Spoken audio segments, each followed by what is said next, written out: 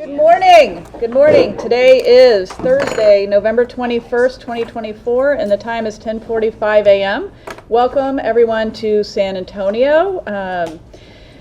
The meeting of the KTX Board of Directors is now officially called to order. I'm Allison Thacker, Chair of the KTX Board of Directors. Board members present today are, please respond when I state your name. Gene Austin. Here. Lauren Gore. Here. Ivan Jaime. Here. Great. Dolores, not here. Ethan Phillips. Here. Patricia Ponton. Here. Oh, great. Thank you. Sean Ravensburg. Here. Sean Raymond. Here. Perfect. Alex Sharma. Here. Coming to us virtually also, thank you. Darlick, not attending. Sarah Villarreal. Here. Keith Hennington. Here. Claudine Lucier. Here. And Mackenzie Richter. Here. Welcome, welcome. And Mackenzie is here and is a new board member here today, and so hopefully everyone will take some time to make her feel welcome. For the record, a quorum is present, and the meeting is being video and audio recorded. We've made this meeting available for members of the public to view by Zoom. If we have members of the public watching the meeting, I welcome you to the meeting. I remind you that this meeting session is for the board to deliberate and act, and unless you previously signed up to speak, there is no public participation, but we appreciate you attending and for being engaged in our work as KIPP Texas. We'll now begin our agenda. I'd also like to welcome our KIPP Texas staff. Seba Ali, Chief Executive Officer, Dan Caesar, Chief Schools Officer, Sun Han, Chief Financial Officer, Laura Howarth, Chief Operations Officer, Jenna Moon, Chief of Staff, Ann Scott, Chief Advancement Officer and Interim Chief Talent Officer, Rona Simmons, Chief Academic Officer, and Ellen Spalding, Legal Counsel. I'd also like to welcome Joanna Belcher from the KIPP Foundation, right here, who's going to be observing our meeting today, as well as our big KIPPsters, who will be recognized during our mission moment. Thanks for setting aside the time to come. We'll all now stand up and hold hands and recite the KIPP Credo, please.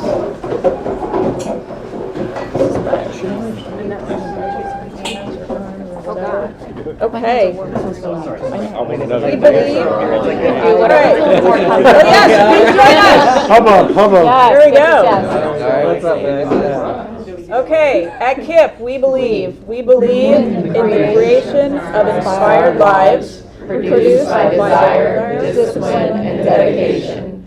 We are not frightened by the challenges of reality, but believe that we can change our world and our place within it. We work, plan, create, and dream.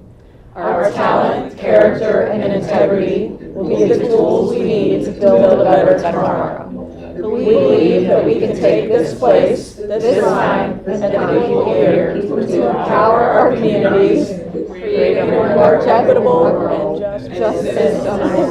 a more just society. As a team and family, we will either find a way or make one. Thank you, everyone. I need my glasses. I don't see it. I'm going by memory. I was like, did I miss words? Possibly. Okay. All right. We have a very special mission moment today, and I'd like to invite our Chief Academic Officer to recognize the big KIPPsters who are supporting KIPPsters on their journey to college. Absolutely. Good morning, everyone. Good morning. So we are very excited today to welcome 4 teammates from our KIPP 4 team to share a little bit about their role.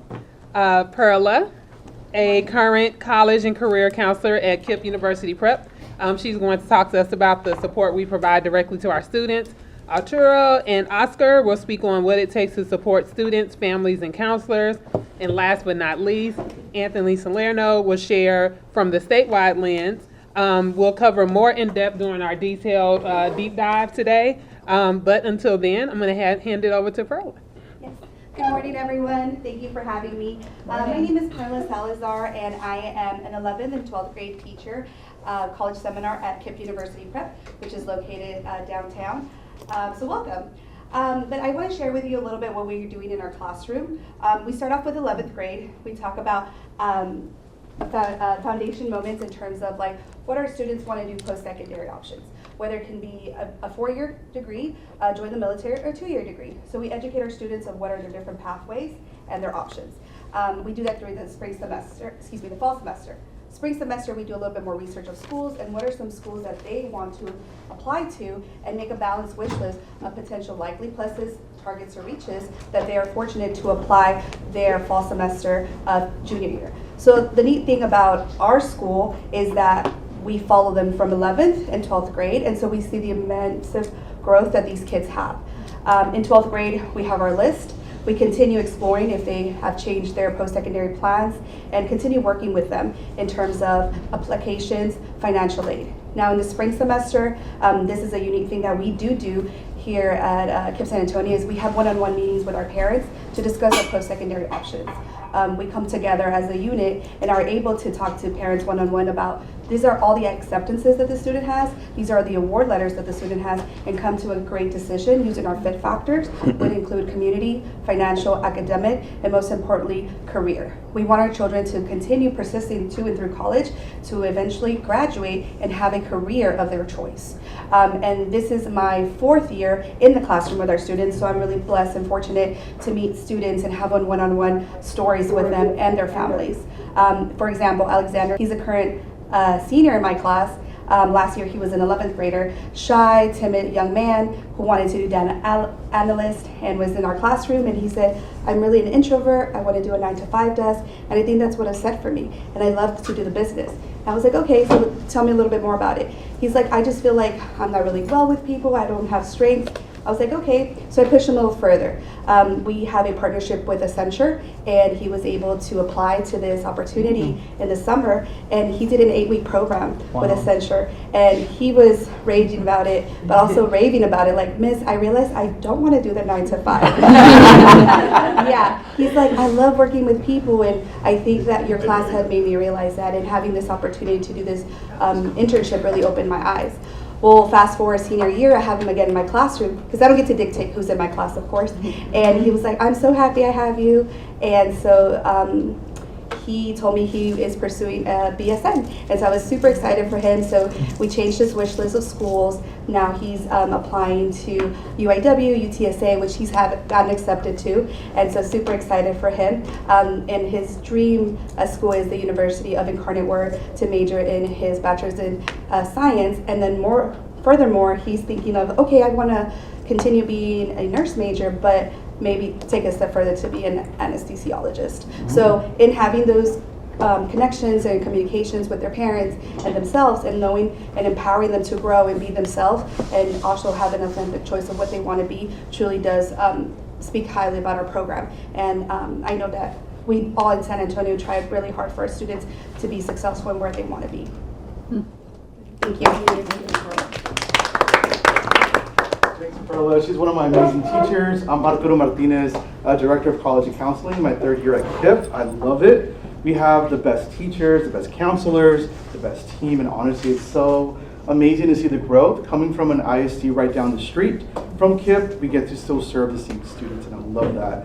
One of the great things that we love to do with our community is have a monthly match meeting where we have our teachers, potentially leadership at school, and we talk about issues that are happening, whether it's applications, financial aid, issues with undocumented students and status, how we can help them out with financial aid as well, and we work together so everyone basically has a point to help our students get there. We want to make sure that all of our campus is aware of the issues happening as well as the celebrations, and we love to do that. Recently, we found out that some of our students were a little nervous that are undocumented, and I wanted to share that we are working with them. We have a lot of resources in San Antonio and in the community of Texas through Raices or the Dream.us scholarship, and our teachers are amazing.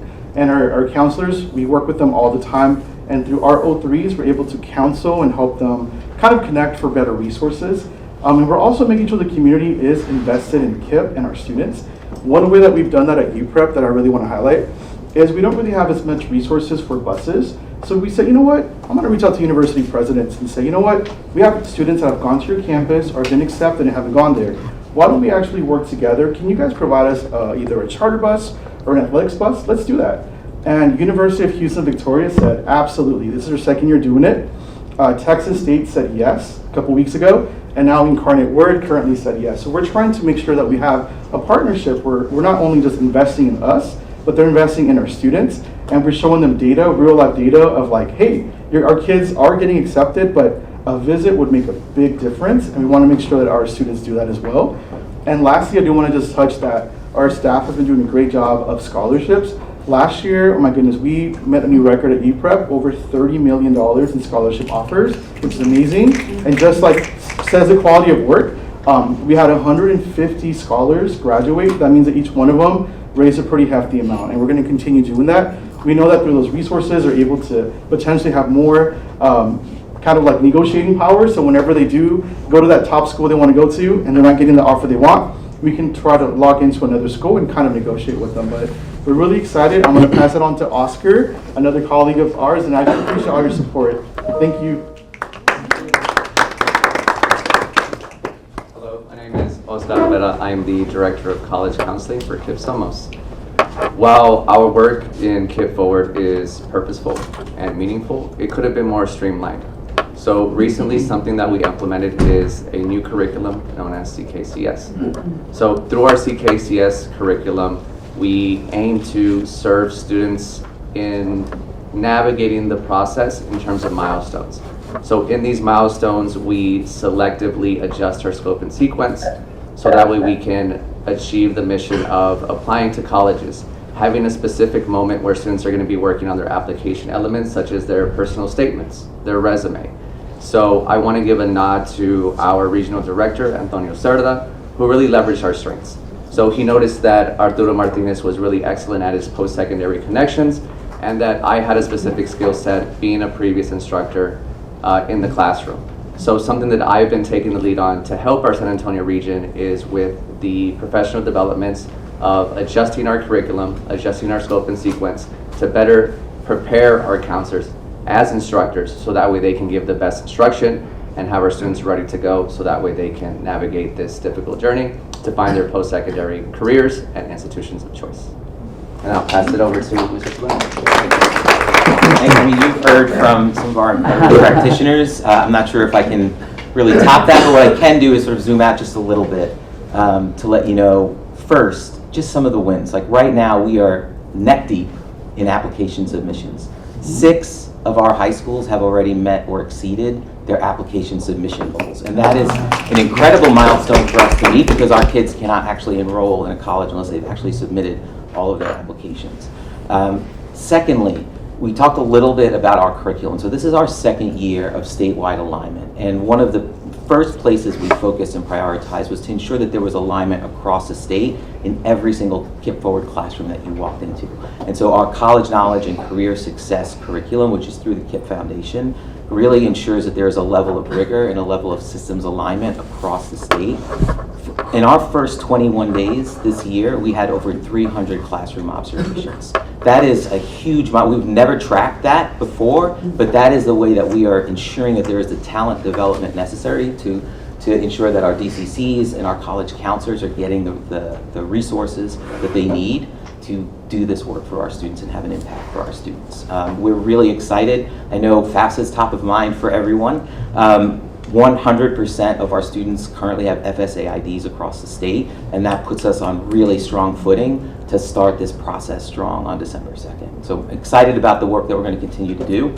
And thank you for having us and celebrating a little bit of the work that our incredible counselors and our incredible DCCs are doing here in San Antonio and across the state. Oh, and I didn't mention that 2 of the high schools that are meeting or exceeding their application submission goals are sitting right here, right? Somos and UFO. So thank you very much.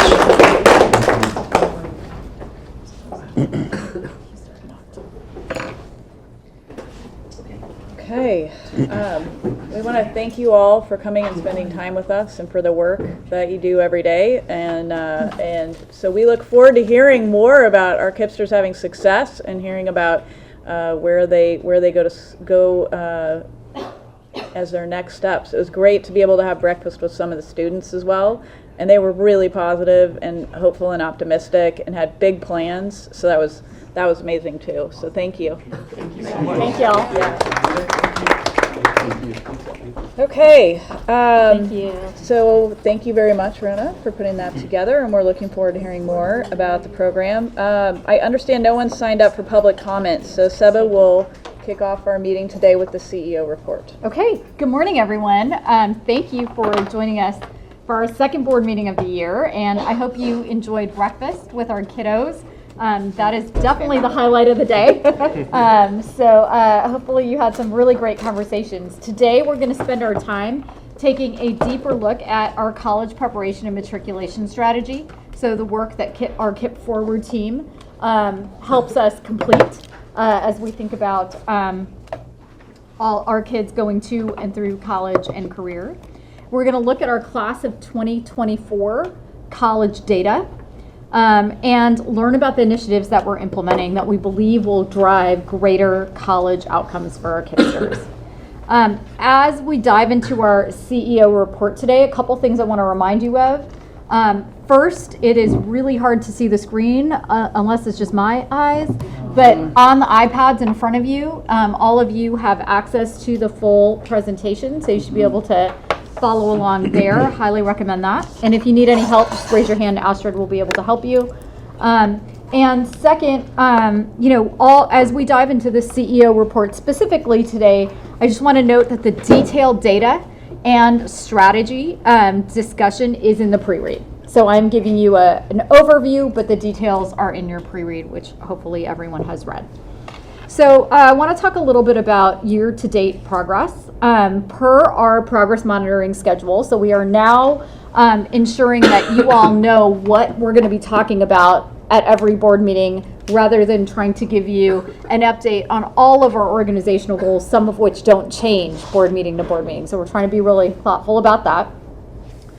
We shared that schedule with you in September. In this meeting, we're going to focus on the following academic goals. We are focused on 90% of K2 students reading on grade level, so we'll talk about that. And we're talking about 60% of our seniors scoring a 3+ on one or more AP exams. We're also going to be talking a little bit about our fully enrolled school priority from our multi-year plan and financial sustainability goals. We'll specifically talk about our 90% average daily attendance rate goal and our 100% of average budgeted enrollment goal. So as of today, the headline for all of you is that we are thankfully on track with every single one of these goals based on our preliminary data, our beginning of year assessments, and our historical projections compared to year-to-date progress this year to last year. So I want to talk a little bit about K2 reading. You can see the slide up there. Again, this data is from your pre-read, but we've just put it together a little bit differently on this slide, so it's a little bit easier for you to follow along. We measure K2 reading through the DIBELS assessment, and we provide our kiddos with a series of short tests that really evaluate their early literacy skills in students from kindergarten through actually 8th grade. DIBELS is used in Texas to screen students who are at risk of reading difficulty and dyslexia, monitor progress, and guide our instruction. And today we're specifically talking about K2 early literacy results. We believe we're on track. The reason we believe we're on track is because when we compare last year's beginning of year performance to this year's beginning of year performance, it indicates that we're on track to meet our target. Last year in September of 2023, 39% of our students at beginning of the year were reading at grade level or above grade level. This year, it's 46%. And so we've seen a 7% growth year over year, which is exciting and also indicates that our strategy is working as our kids go through the program. At the end of the year, last year, we ended the year at 69% of our students at or above grade level. Our target this year is 73%. We believe we will meet that target. This is our second full year of implementation for our K2 DIBELS strategy. Our teachers are more experienced with the curriculum, and they know how to intervene with every student. And so we believe that our year-over-year increase and teacher improvement gives us confidence that we'll stay on track throughout the year to meet our goal. The next assessment for early literacy is the middle of the year. We give this assessment in the winter. We come back from Thanksgiving break. And we'll report out on the progress against that, that middle of year assessment at our February board meeting. Any questions on that? I do have a question. I'm trying to understand, you say 9% of K2 students reading on a grade level. You have a target at 73%, and as of 11/8, it's 46%. I don't understand the difference between the 46 and the 90%. So the 46% is where our students are currently at the beginning of the year based on the beginning of year assessment. We know that they will make tremendous growth over the course of the year towards meeting their on grade level targets for literacy. So we believe we will meet the 73% target. The 90% goal is our long-term goal. So by 2030, we want 90% of our students reading at on or above grade level. Does that help clarify? That's the goal. Okay, I was misreading it. That's the goal. Okay. Yeah. Sorry. Okay, got it. Yep. Shanna? I just had a question. In the new to KIP numbers, right, which we know those students don't do as well as our returners, which is Correct. a great sign.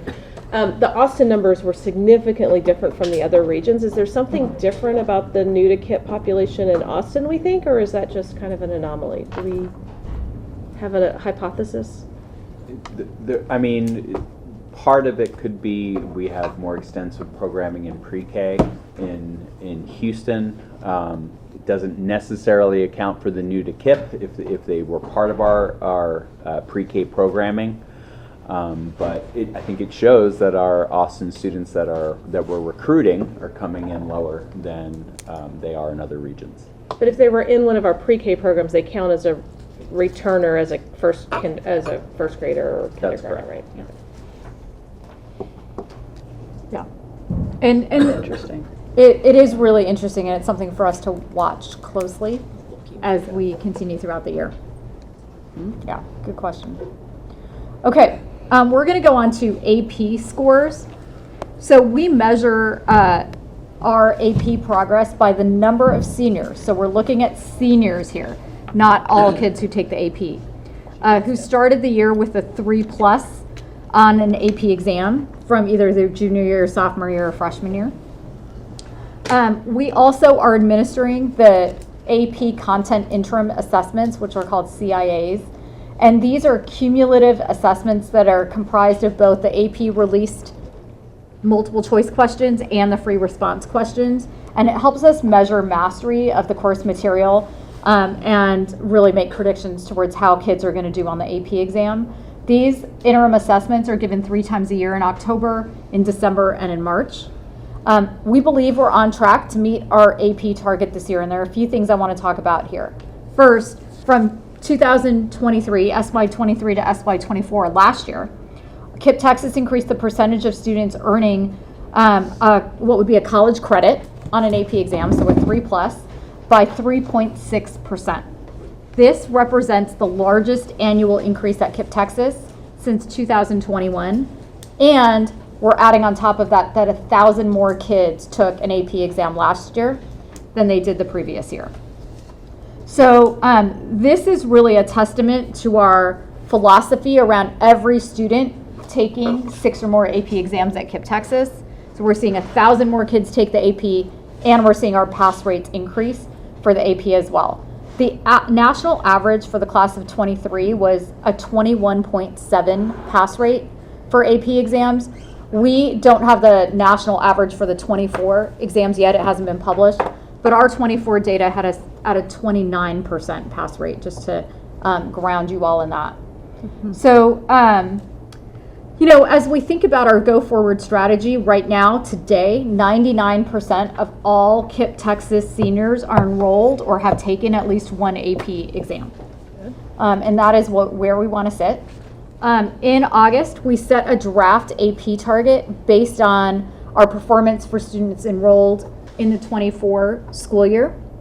We have now updated that target because we have, our enrollment has settled for this school year 25. So we actually were able to go back and increase the target. Initially, we had set the target at 29%. We've actually now pushed the target up to 32%. And we believe that is a better target for us this year based on the enrolled students' AP performance last year as they were juniors. Any questions on that? How are you all doing on teacher recruitment for the AP courses? Are you having challenges or? We see our greatest challenges are with our special education, bilingual, and pre-K recruitment. But we are working really hard to ensure that all of our roles are filled, and AP is certainly a challenge because you've got to have a teacher who deeply understands the content. But it is not our most significant challenge area when it comes to recruitment. Thankfully. Yeah. Okay. And we got to keep plugging away at pre-K and special ed. Absolutely. So Seba, one other thought that I have, I mean, these continue to be very promising results that we're seeing. We used to have back in the day in Houston a little business card that had some key stats and talking points about KIPP. Yes. And I really think that, to me, this is a distinguishing factor Yes. about what we're being able to deliver It to our is. students. That, I mean, what other school district in the country that is our size has this type of ambitious goal, the number of people taking the AP exam?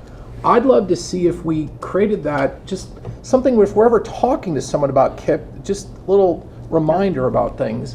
I'd love to see the comparison, not to the national average, I think that's important, but to Texas average, and on the average of the communities and zip codes that our kids are competing against, because my sense is that these are really, really exciting numbers, and I think that they're going to show a pretty distinct contrast. So as we think about different ways that we can talk about the way that we hypnotize our results, this may be one area where I think it'd be helpful to have on, a little business card for us.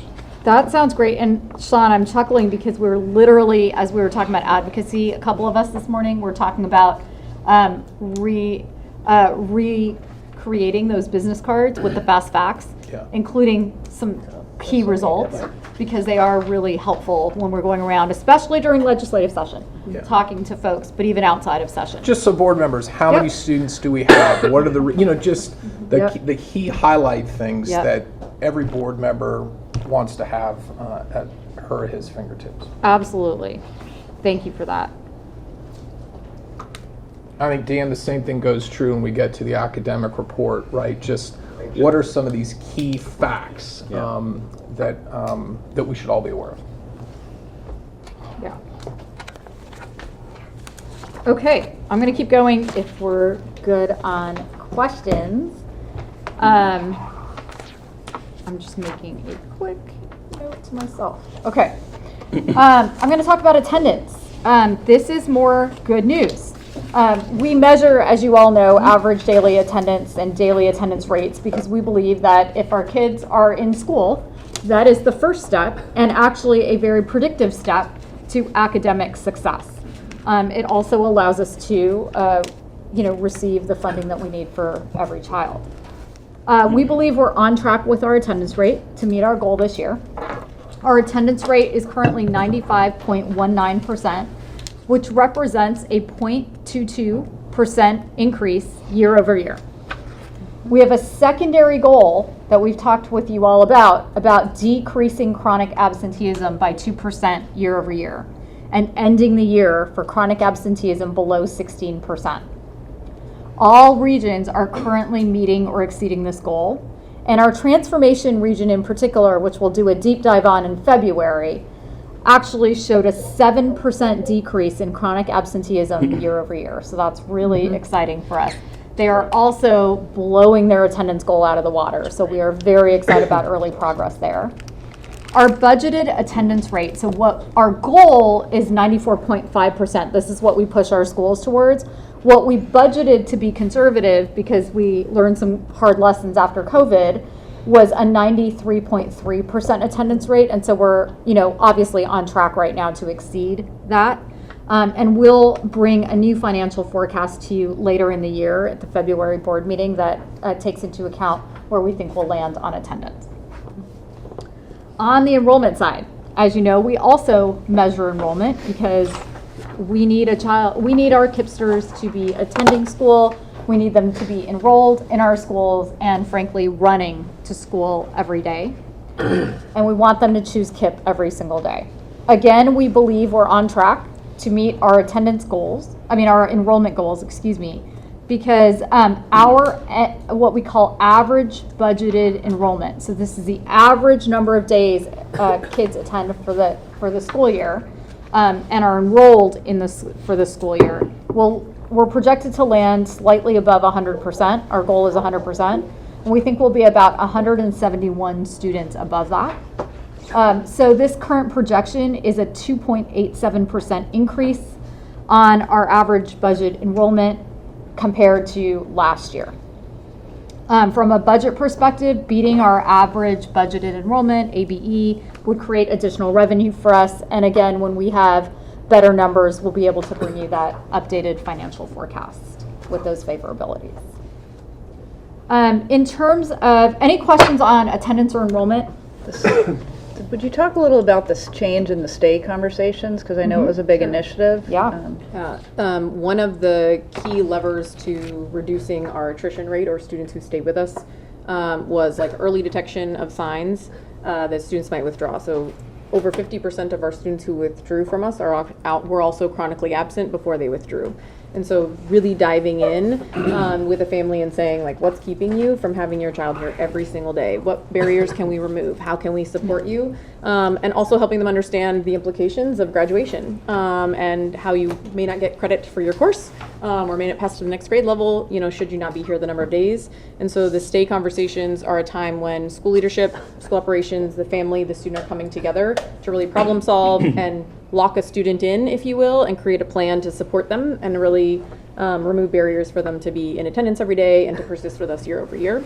And so we're tracking every single stay conversation. We're tracking, does that student stay with us? What key levers, so that we can then, kind of identify, kind of to Shanna's point earlier, like what is the key lever for this school, for this community, for this campus that we might need to put different steps in place for, but for that individual student as well.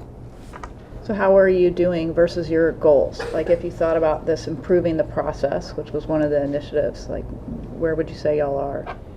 From stay conversation specifically, or the enrollment strategy? Kind of the enrollment strategy, I think. Okay.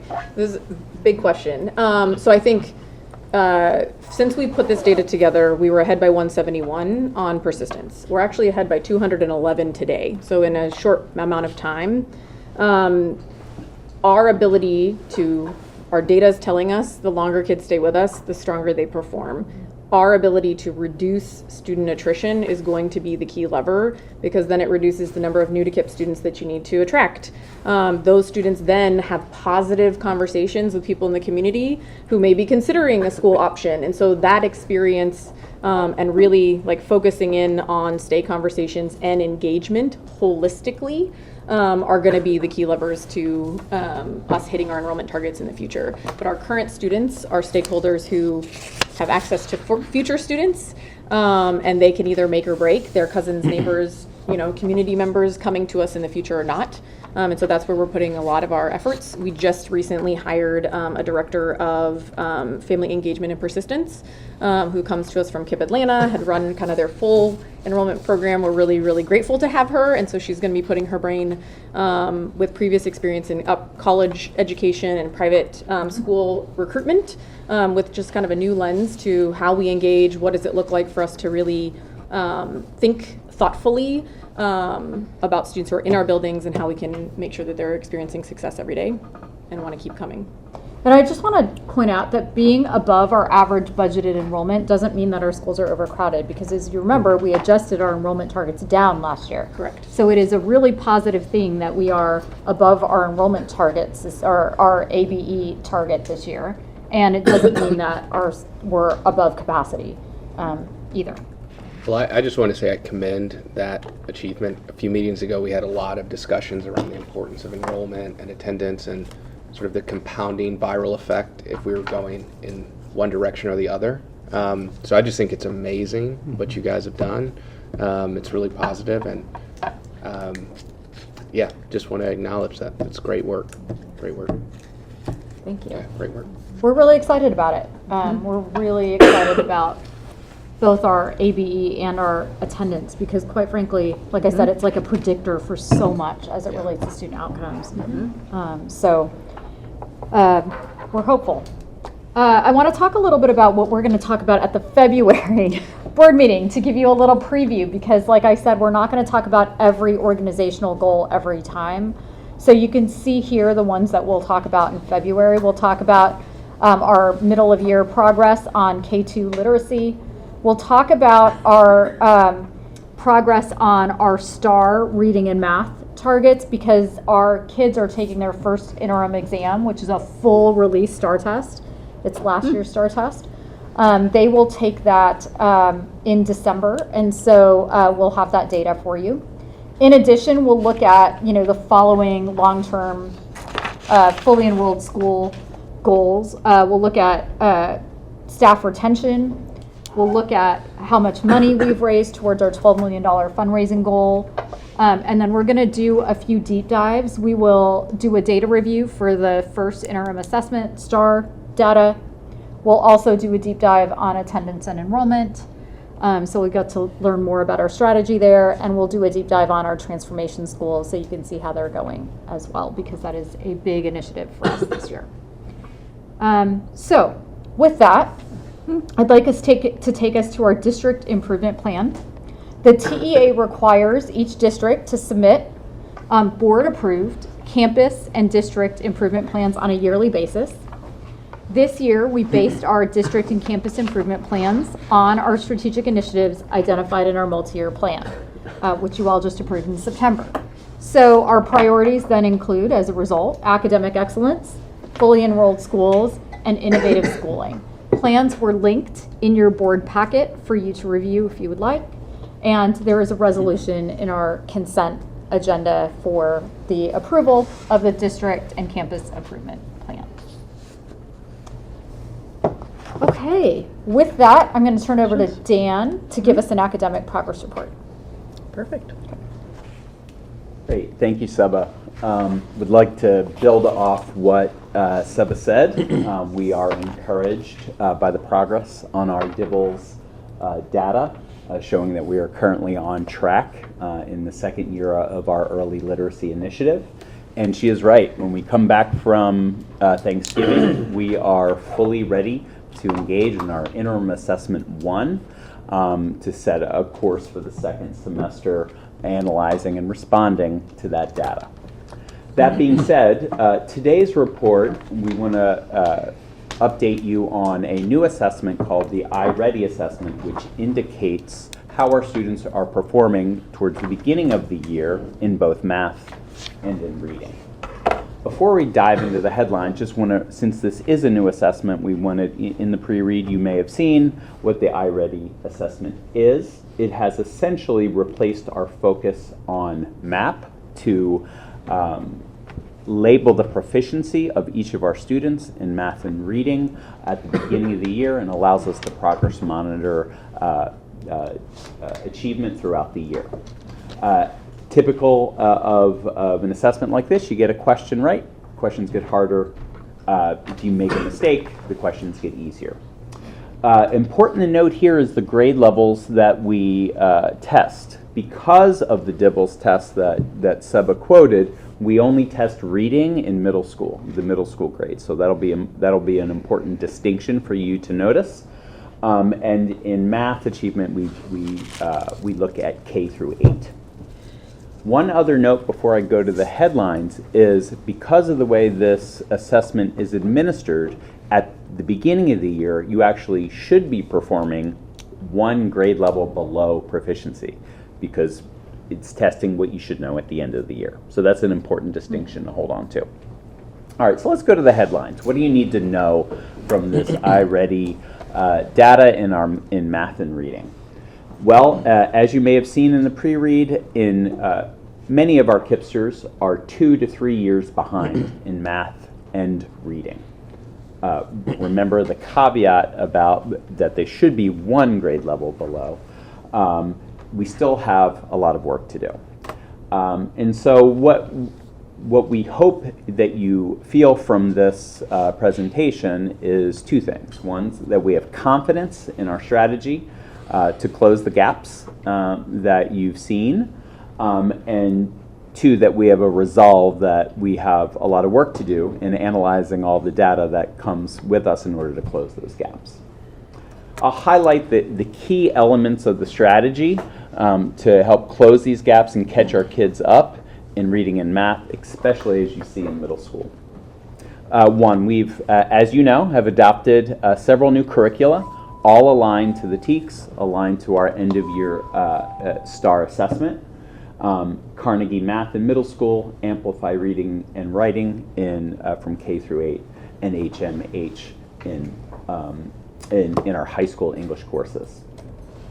The second part of our strategy is around really smart, thoughtful, content-based professional development. We want our teachers to be experts in the content that they deliver in this first year of implementation of so many curricula. Towards the end of the presentation, I can give you some data that shows some of the confidence that we have in the implementation of some of these strategies and some of the next steps we have to take in order to improve.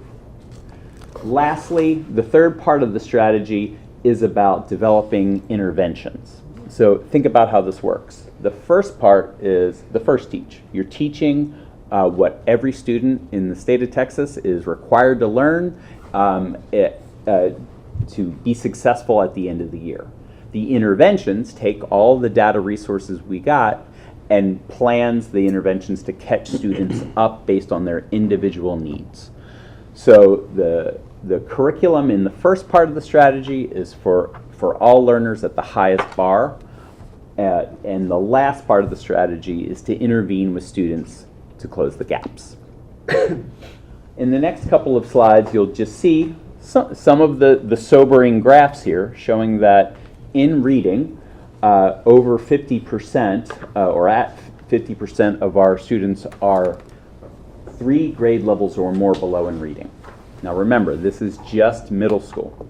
So compare that to the data that Seba just shared with us about DIBELS. We're seeing tremendous progress in our early literacy initiative. These students here in middle school were not part of that program. They're already too old for that. So we, over years and years of implementing our early literacy strategy, we will be able to see this progress in middle school. So Dan, if 50% are 3 or more, what percentage is 1 or more? Yeah, you can Yeah, it's a take a little look at the hard to data read on the there. slide. Lauren? So it's The yellow one? Is it 16% or 84%, or is that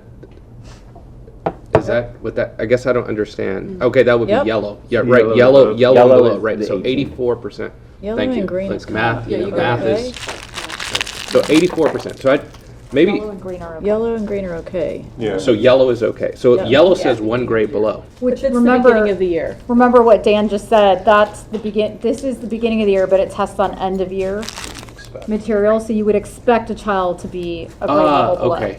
So Because where it's we're saying at the end how you're beginning of first grade, but you're being tested on full first grade. correct. You got it. Or, So you would expect a child to be a year below, got it. So right? it's So we're okay with yellow, okay. We're okay with and yellow. we're really happy about green, Yep. Right. right? And we're concerned about students who are then 2 grade levels below and 3 grade So the levels below. 66.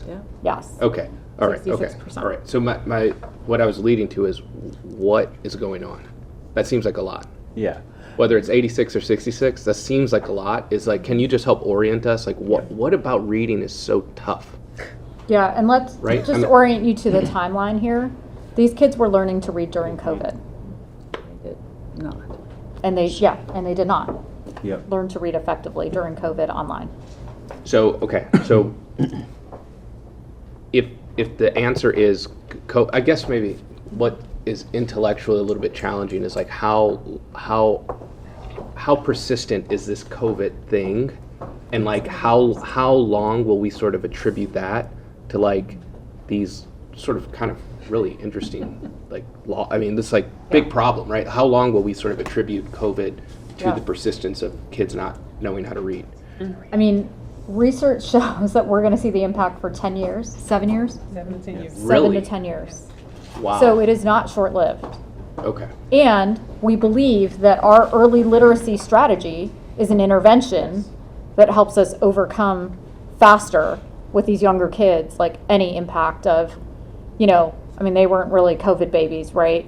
It's more just not having the reading skills. Mm-hmm. So they're starting on a little bit of a better foot, and we're doing these early interventions. So we believe that will fast pace their growth compared to these kiddos who got COVID, didn't have the early intervention strategies.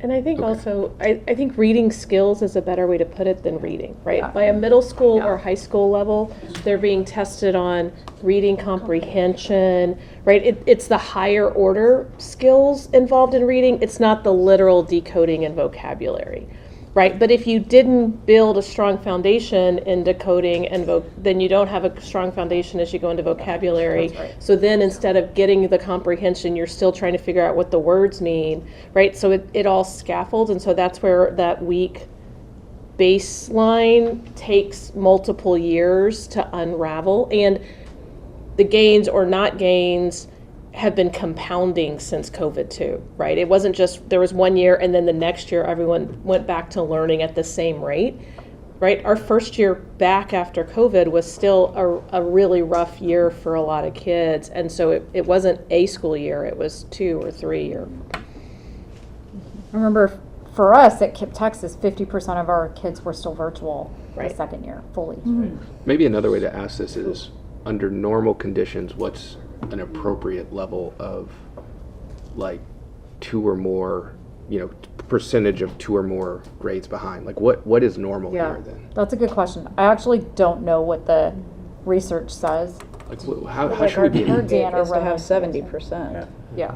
But like, I guess is that 30%. normal? Is Yeah. that like what we should expect? Well, it's certainly our aspiration, as Seba said, to get to 90% by third grade. Because third grade is, all the research says being on grade level by third grade opens up doors for our students, which will reverse this trend in middle school where we see these gaps. So but by the time you're in 5th, 6th, 7th, and 8th grade, if you didn't master your reading skills in elementary school, that gap. Okay, so we're like the net problem is 30, let's say 30, 35, 36% of we're like where we should be is 30%, 2 or more grades behind. That's what we would expect. That's what our goal is, and we're at 66. Do we have like any idea of how we're doing in closing that gap? Like year over year, period over period, are we getting better? Like, was it 80% a little bit ago, and now it's 66, and we can anticipate, This is like, the first year we're giving this assessment. okay. So we're learning a lot through this assessment because previously we gave the MAP, which is a different assessment. It wasn't measuring the same thing. And that can't tell us what this data is telling us. Like it can't It give us just- a reference point to say, how are we doing Not in a- closing this gap? Not a great reference point. Okay. There's some correlations you can draw, but it's Okay. it's just not the same test, so it's not a great reference point. Mm. But if you ask us 2 years from now, we're gonna have a lot of great data. Okay. And this iReady exam is, it's TEKS based, it's standards based for Texas. Okay. So it also is gonna be a better measure then of how far away are our kids from reaching their STAR targets. But I would just add, for our student population, these numbers are not significantly different than what we're seeing across Texas and the country. Mm. So not that that's not good news for any of us. Right. But at least for me, it helps me understand that especially schools that serve students from low and middle income families or lower socioeconomic families, this is a very the common pattern we're seeing, and nationally we are still significantly behind in reading and math. Sean, I think you had a question? Yeah, so Dan, a couple questions. Do we have the data to drill down on focus on the red of how that compares with our special education population, our English as a second language population, and the other thing that I think would be really interesting, how does it compare to brand new KIPsters, right? Where we are inheriting students that are coming from different schools. I don't know if it breaks down that way. And then the last question is, it looks like in the students assessed, about 10% of the students, it's like 8,800 plus were assessed versus 10,200 total, what explains that? Because I noticed on the iReady math, looks like there were 20, so it was almost twice as many students that went through the assessment there. So just a question about that. For the math, yeah, because, well, I'll start with the last question, because the reading assessment is only for middle school, and the math assessment is for K through 8. Got it. But in terms of special education, I don't have it disaggregated here, but there's a strong assumption that I think all three of your points are correct. Tying it to what LMH said as well. Our special education students are going to need the most significant intervention in order to close those gaps. Our students who are still learning English, our emergent bilingual students also are going to be in that category as well. And lastly, tying so much of LMH's strategy around ensuring higher attendance and keeping our KIPsters is so vital to this strategy. Making sure that we keep our KIPsters, because you can see in the Dibbles data that Seba showed that the longer that KIPsters stay with us, the better they do. That is only even more amplified and true in middle school. Yeah. Well, I wanted, just in thinking about how the data, it's not an excuse for anything, but I'd just like to better understand how those numbers may relate to the populations of students we have. And I just think one larger thing that I'd like for the organization is, can we compare kids that are KIPsters at PK 3, 4, 5 that are with us when these exams go versus not? Because I think part of what it is that we're trying to do is to say that there's this arc trajectory of the investment that we have with students. And I'd be really curious to see what the data shows for kind of life KIPsters versus those that are new, to really assess kind of the value add that this organization is providing to students. Yeah, I mean, what we see clearly in our data, because we do break it down by kids who've been with us since pre-K kinder versus have come in sometime during late elementary, early middle school, is that the kids who are new to KIP continue to have lower performance than the children. That's the headline. Than the children who've been with us. And I'd like to see what the stats are for those that have been pull that here a for you. long time, because I think that those are going to be pretty dramatic. Sure, we can absolutely pull that for you. Great feedback. And we see it pretty dramatically also in our high school results, and we see it in college matriculation Sure, I results. mean, the AP scores, what the SATs, Absolutely. yes, all of Yep. that. And one other connection that I can make, we've all, tying it back to strategy number 1 on curriculum adoption and implementation, Rona's team and my team have attended several excellent school visits of school districts here near San Antonio and in Houston that show us what it looks like in year 4 of implementation, and gives us a same thing, connections that we were able to make. The more teachers are trained and they stay with us, the more students are going to learn. And so we know that this year of first year implementation is a long strategy, and it's going to pay off exponentially each year and really pay forward in 4 years. So I think the data that you're showing, how do we do at pre-K, how do we do at 5th grade, how do we do at 8th grade, is going to continue to increase with the implementation of the curriculum. Next here, the math data is similar. Too many of our KIPsters are below grade level, and we have the IA data that is going to be coming. Our interim assessment data is coming in December, and we're ready to respond to that data. And is the assumption that math, I assume we lost a lot of COVID as well for math. And absolutely. Is math just easier for the human mind to recover from? Like, is it easier to learn in a remote environment? In light of the populations Sean just highlighted, like does it not affect them in the same way, right? Those populations, like if you're an ESL person, you can sort of catch math quicker than read. Like, can you help us? Like, I'm trying to understand baseline, and then like calibrate my response to this based on what is baseline. So, and then try to understand what our glide path is to getting it back to baseline. Go ahead. So if you look at this one and think about our STAR data, It's actually the flip. Yep. And so when Seba says like we are learning, this is our first time. I actually was just on our foundation call yesterday, and we had a whole community call about iReady. Although some of our other KIPP cousins have been doing it for a couple of years, and quite frankly we moved to iReady because they've been getting real outsized results, and they attribute that performance to the fact that they're now doing iReady. So that's one of the reasons why we moved to it, but we're still learning. We've had one administration, and this is just a telling slide, because if you think about our STAR data, it's actually the flip, right? So looking at our STAR data, it would actually tell you that like, hey, 75% of our kids are actually doing pretty well on reading, right? And where we have the biggest problem is math.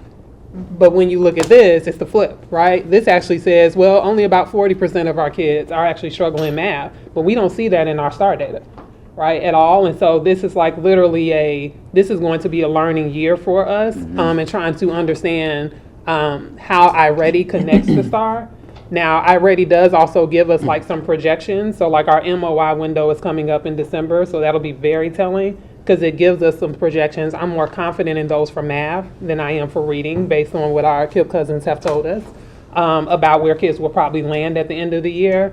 But this really is just a learning year, so like work with us and help us, like give us some time to like just really understand it, because we're all just on a journey here. That's fair. Okay. Yeah. And iReady is just a testing protocol, not a curriculum. Well, or like why would other parts of the KIPP network say attribute improvements to this? Because it does have an intervention platform. Okay, intervention. And so and this is a computer-based blended learning program. Yep, that literally meets every student where they are. And so the importance of it is like in terms of doing the interim points with fidelity is because then it will generate for LMH, great, based on where you are, here's like your pathway for the next 10 weeks, and it gives LMH lessons exactly based on what she needs. And it also gives that teacher small group lessons and groups the kids together based on the different skills that every group needs. And so that is like, it's not the diagnostic within itself, it's the intervention part behind the diagnostic. And so for our primary math, we have that diagnostic, and we have the intervention program. Because that is where, in our looking at our STAR data, we are not winning in primary math, so we're doing both. In middle school, we chose not to do both because the middle school tier 1 program comes with a blended learning aspect, and so doing too much in 1 year, you're like too much. I will also say our middle school leaders are like, Rona, can we please have it for next year? So we're trying to figure that out. But we just thought it would be a little bit too much to try to do 3 different things brand new in 1 year. But we are, and Dan's going to talk about this, we're seeing some very promising, I'll say positive indicators based on how students are actually doing on the quizzes that they take on iReady, because they have to quiz out of a skill. And historically in our blended learning, we see very high participation and very low success. On iReady, we're seeing very high participation and very high pass rates. And so that's very positive, and I just can't wait till we get our IA data. I'm literally like, that's the thing I just keep saying, is like, I just can't wait to get the IA data, because we are seeing so many like green flag, green flag, green flag, green flag, and you know, and it's my job to say like, okay, are those green flags actually leading us to the goalpost? Yep. That's a great segue to our summary. I will leave you with a couple of numbers as we gear up, Rona and I gear up for analyzing interim assessment 1. So some of the indicators, these are leading indicators that our strategy is working.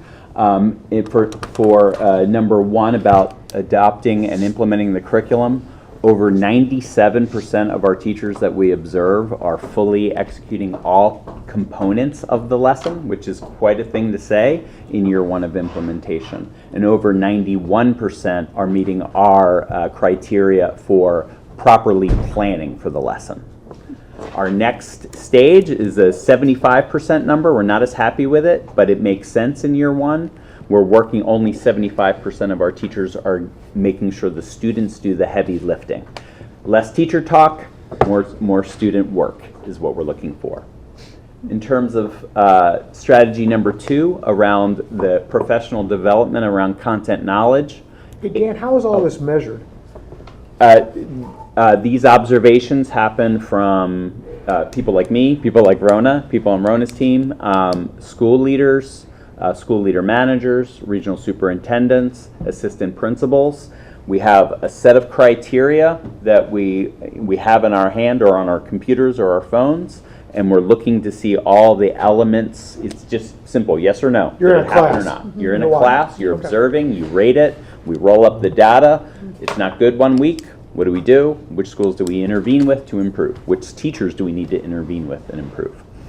We also have an outside provider, TNTP, that we partner with via some grant funds that we've done. So they literally just wrapped up their first semester step back with us, where they observed about 1,000 classrooms across KIPP, Texas since we started this school year. And I'll say that first, that outside perspective is very important. They are more expert on the curriculum, so they know what to look for. We're still learning, but their data that they share with me around what they're seeing in terms of trends matches ours. Okay, thank you. Looks like Patricia has a question. And so I believe you said that high-rated diagnostic data is new. Are there plans then to, once the actuals do come in, to compare the actuals to the high-rated diagnostic data to determine where there might have been some gaps or differences? Absolutely. Yes. Strong yes. Can't wait. Just test taken. Like literally, like yes. All right, last two numbers before we turn the page. That content, knowledge, professional development, every professional learning experience that we've created for teachers has had a 85% or higher satisfaction, meaning it was useful and I'm able to implement the curriculum. Teachers are very critical of professional learning that is not high quality, so we take that number seriously, and 85% is a strong number.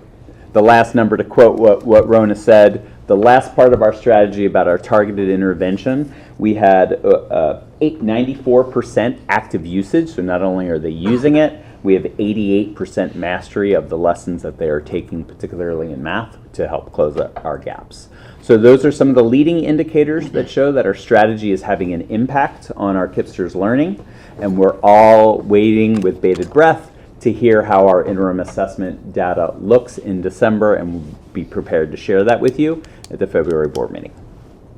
Great. So just some of the national context, just to sort of give this. So this is from last fall, so it's a year old, but unfortunately the numbers haven't moved that much.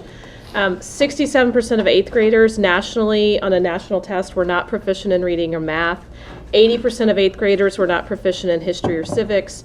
And 12 and 13-year-olds were scoring at the lowest levels in reading and math seen in decades in the U.S. So, unfortunately, this is not a unique problem. So some of it is much more what's in the broader environment and is not unique to KIPP. In that 8th grade number compared to us, we're at 58%. So we're still doing better than the national average, although we are not doing well at all. Well, I think, just going forward, just that kind of perspective would be helpful because it's a little disorienting to be like, it's 60+%, what? And then you're like, actually, no, like the national average 80. Yeah. That just perspective, I think, is really helpful. Have our data compared to different I think so. groups, Or even like our internal baselines, to Sean's point, like what's a normal level, even in good times. I don't know, just like a little more perspective, because it seems very alarming. 66%, 2 or more grades behind. That seems alarming, right? And it is, to your point, but it's everywhere. And then I guess my initial reaction is like the COVID thing's, how long will we use that as an excuse? But maybe it's a really big problem that we're still wrestling with. So, especially in our communities. Right. So I think all of that is really good context, and I just appreciate maybe a little more context will help. Got it. Yep. Great. Good discussion. Thank you, Dan. So we'll now turn to Rona Simmons, Chief Academic Officer, presenting our deep dive on college matriculation and college readiness. All righty. Well, I'm going to try to do the little bit more of the national context, so you can give me a grade when I'm done. You can give me a grade. I like feedback. All righty. Well, I'm going to start here with this slide, actually just starting with the win, because you heard from our KIPP Forward team earlier in our meeting. But to just kick us off on a high note, before I talk about some things we're working on, is we just received recently our College Board AP Honor Roll results. And so we have 11 high schools with, as of last year, we had 11 high schools with graduating classes. This year we'll have 12. And out of those 11 high schools, 8 of them actually landed on the AP Honor Roll. And so the way that you get on AP Honor Roll is really about, number one, access. Number two, and probably most importantly, the number percent of KIPsters that are, or students, not just ours, but students that are actually passing the AP exam with a 3+, and then the number of actual AP courses that they are taking. So that like combination in terms of a formula together is what will get you on the AP Honor Roll. So we have 2 schools that are platinum, which means that over 50% of KIPsters in those schools got a 3+ on an AP test before they left KIPP Texas in their senior year. So that is a win for us. We're really excited. We have 3 other schools that we're consistently, working on to get on this list as well. But from a national perspective, less than 20% of high schools across the country are like actually on this list. So I can give you that data. Congratulations. And so it's like not a small thing at all, and something we're really proud of and we'll continue to work for. And we started here because we know that AP is really like a strong predictor, a strong indicator of college success. And so it's one of the reasons why that is an anchor of our academic program in KIPP Texas. We see it time and time again, even post-COVID, as research continues to come out from College Board, it still is, AP still is a strong indicator. Even if a student doesn't get a 3+, even if they get a 1 or a 2, it's still a stronger indicator than if they just don't take AP at all, as it relates to college success. So tying that into, if we go to the next slide, you heard a little bit from our KIPP 4 team and they talked about who they are, so I'm not going to stay here long. Next slide. Thank you. Alrighty, so just to ground us in our goal, our 2030 goal, so where we want to be by 2030, is that 80% of our KIPsters will actually enroll in a 4-year university. Now, this is a place where, we continue to message around this particular goal because even in recent, as we're talking about all the declines, ACT has just hit its lowest decline in 10 years. AP passing rates have hit the lowest decline in 10 years. Like everything in terms of college readiness across the nation is like decline. In the last year, we're seeing the lowest achievement that we've ever seen.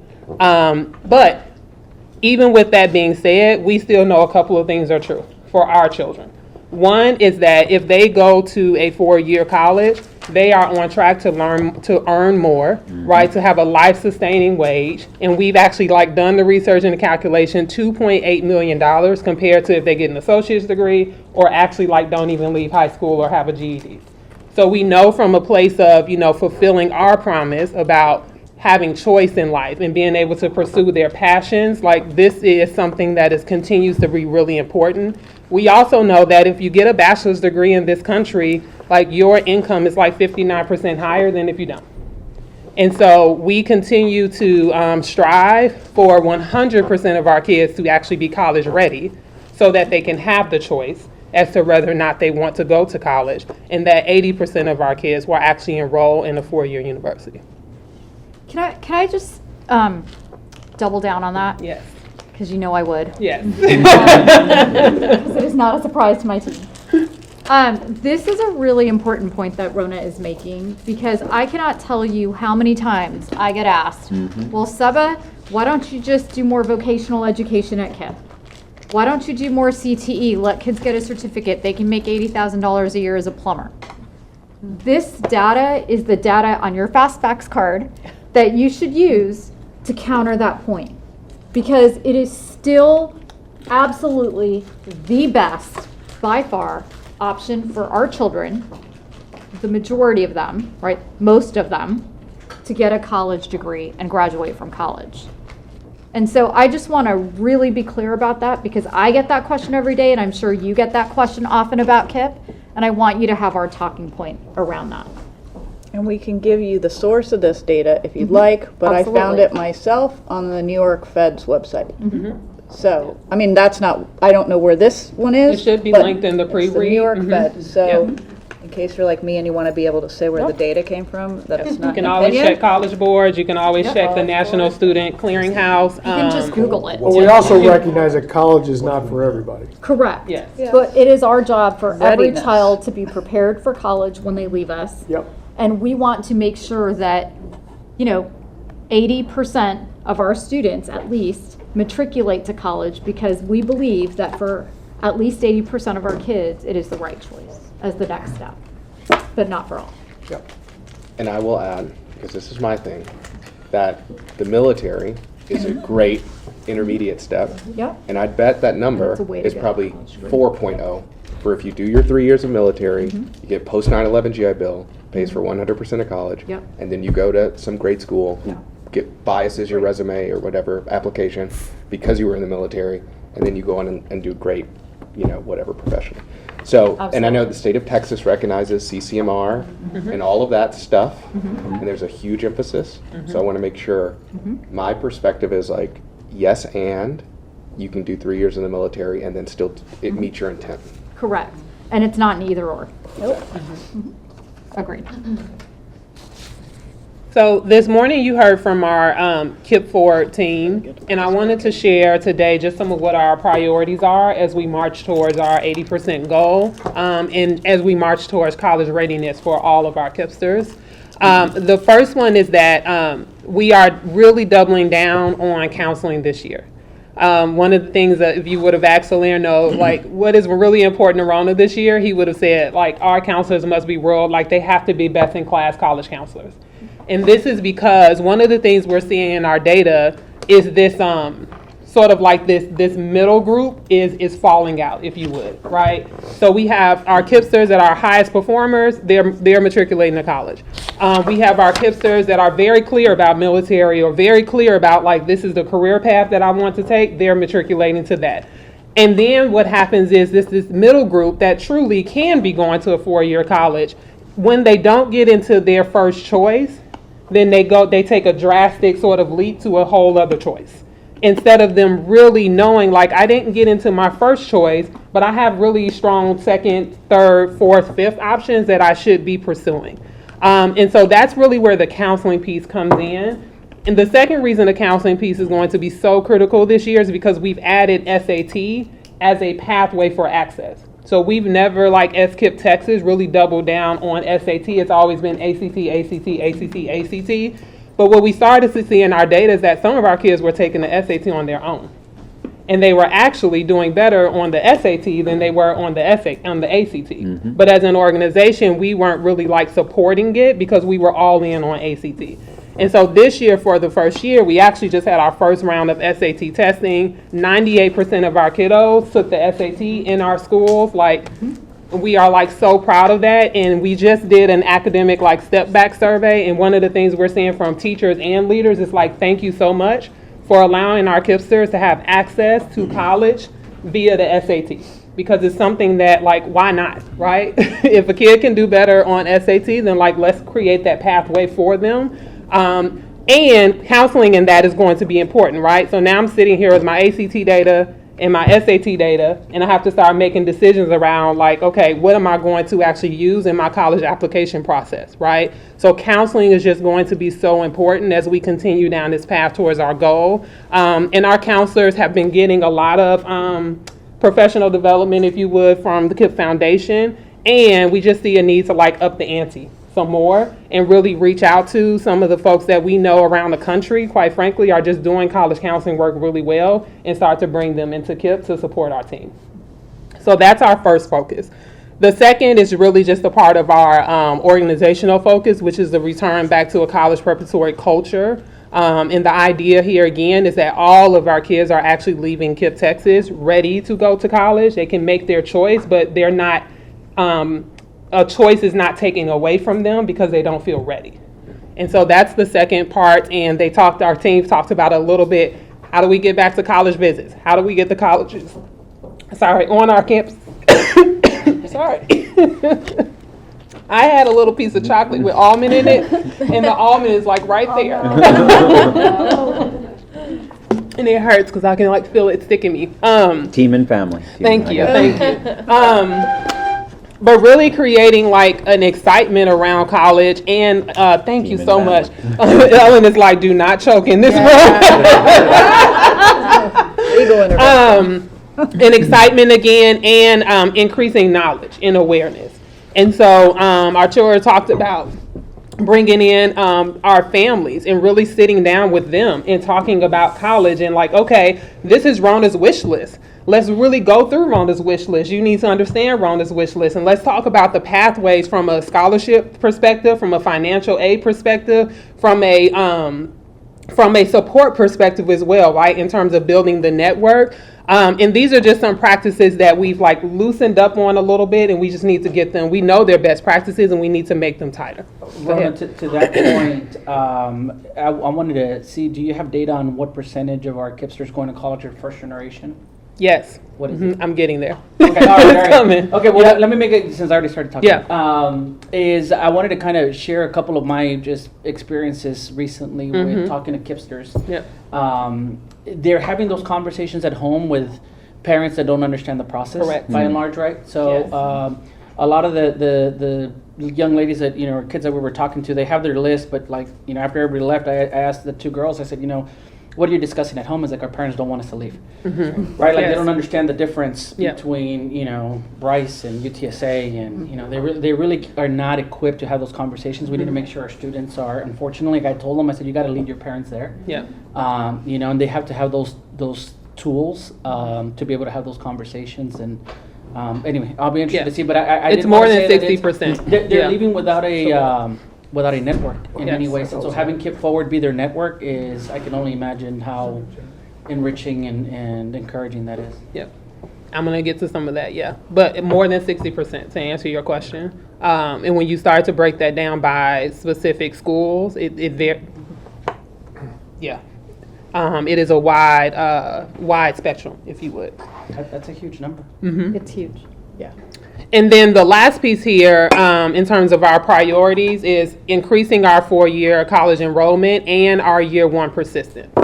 And so to this particular priority, we have done some recent restructuring on the KIP 4 team. It's been a very large team. We have our KIP 4 teachers, as some of you met today, in our schools, every single one of our schools. They have a director in every single one of our schools. And then we had just a very large state team as well. And what I found last year, because we did some tweaks and some pivots last year, was that so many layers just wasn't driving clarity and focus at the end of the day. And if you think about any business model, right, you need clarity of roles and responsibilities, you need focus, and you actually need some very narrow priorities. And so this year we've taken that a step forward, no pun intended. But we have taken it a step forward. And I did some restructuring alongside Salerno, who you all met earlier, because what we saw in our data was that where we're actually losing kids is in the first year Of college. And so once we get in, you see this in the national data as well, for students coming from low-income families and students who are first gen, 82% of those students actually drop out of school. And so we saw in our particular data, the year before last, that we were at 44%. And so that means 44% of our KIPsters that made it to college didn't last through the first year. We made some tweaks last year in our structure, particularly at the level of the transition advisor. And we actually had the transition advisor's role begin to be more, a little bit more outreach to our first year college students. And we actually saw a 13% increase. So our class of 2023, 58% of those students showed up again for school this fall. And so y'all know me, I'm all right, that's a data point and I'm about to chase it. So this year, we actually did a pretty big restructure so that two things are happening. Our transition advisors have historically not been in the classroom, right? So their work started when our KIPsters graduated. This year, they're actually now in the classroom. And so they're going to be in the senior seminar classes, starting to build those relationships, starting to build, to your point, Ivan, the network, so that those seniors know I have Dan, as a transition advisor. He's with me in my senior year. and he's going to be the person that is with me all the way through the first year of college. And so that is a new change this year. And then again, that will be the person that will continue with our kids through the first year of college. This did mean that, we have like finite amount of resources, right? So some of our second and third year supports have now dwindled down so that we can really go hard on that first year support and just looking at our data. Because we also saw that once they made it past the first year, like most of them, they continued on. But where we were losing kids in college was actually that first year. And it didn't matter whether it was the fall to spring semester or the spring to the summer. Like, it was about even, if that makes sense. And we did start seeing an uptick last year, but we see that like that's the place that from a research and from a data perspective, our own internal data, where we really need to hone in to make sure our kids matriculate all the way through college, because that's the real promise. And I just want to add a little bit of historical context here. When we started what used to be called KIP Through College, now our KIP Forward programming, many years ago, we had heavy persistent support all the way through college graduation. Because at that point, universities weren't equipped to help our kids all the way through. What we have found now, thankfully, is that actually universities are much better equipped to help our kiddos, especially after the first year. So we're providing heavy support through the first year of college, and then we're pointing our kids to the resources at their universities. Yeah. And we're making sure that they're going, by the way, to universities that provide these resources, right? That's why we have so many college partnerships around the country. So that then the university can really take over and take the kids through second through fourth, fifth, sixth year, while we really focus on getting our kids to college and then through the first year of college. And that is why we're seeing an uptick, because we're able to focus our resources, as Rona said. Well, again, that context is super helpful. And I appreciate the breakfast this morning, because Bill, Son, and I had a great conversation with the young lady, Kayla. And she was essentially highlighted something I didn't know, which I think makes this problem even more challenging, is like the way you apply to college now is like you don't get 2 years to like figure yourself out like a liberal arts. No. You're applying almost to your major from day one. So if you misguess or if you're misinformed and you pick like you're a science person and you pick art or something, I don't know, you misguess, then you're probably going to have a tough time that first year. And so the work of KIP Forward, I think, is super important. And that's what she was saying. She was celebrating how great the program is, because it helps, essentially a process that I went through my first 2 years of college. She has to have that knowledge on day one. Yep. So KIP Forward is like helping accelerate that perspective for her, so she applies to the right thing. And so I think it's amazing. This KIP Forward concept is amazing, and I'm really excied for longitudinally what it'll do. I do have a question, and so I realize that this is more of the fundamental belief of KIP, but as I sit and look at the president's report, the CEO report, the previous data point, I wonder in the context of everything that KIP does, and don't take this wrong. Our focus here, is it the appropriate allocation of resource, realizing that we have fundamental issues in other spaces? Because I'm thinking if you address, the gap that we're having in math and in English and the gaps at the lower level, by default, you should see a significant improvement by the time you get to KIP Forward.